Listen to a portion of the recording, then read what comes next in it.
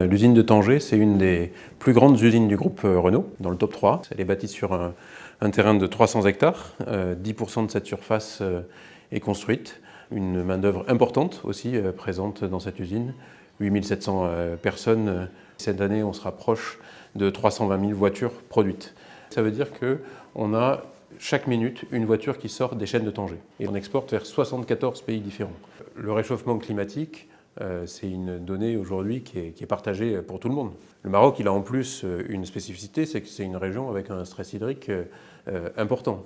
Donc là, vous avez les deux conditions pour dire au Maroc, il faut avoir une usine qui soit complètement engagée dans la préservation de l'environnement. Ça passe par deux caractéristiques clés. Elle est conçue pour être zéro émission CO2 et zéro rejet liquide. 100% de ces rejets sont recyclés.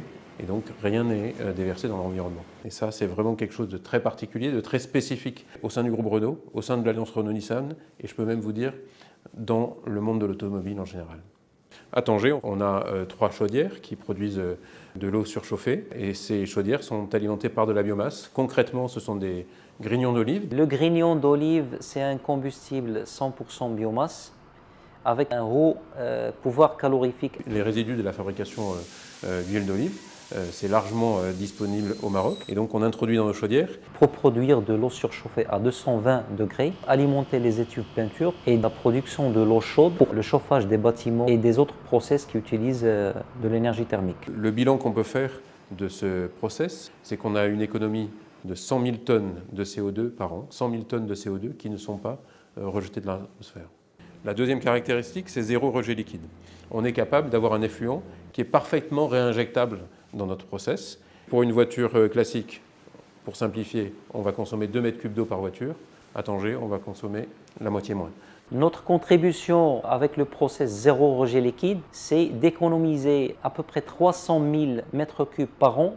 Au moment où on a démarré cette usine, Renault avait déjà cette conscience de la préservation du climat et donc c'est ce qui a présidé au choix de Veolia pour son expérience, pour sa compétence et la capacité à obtenir ces résultats. Ce n'était pas gagné dès le départ que ce process allait fonctionner.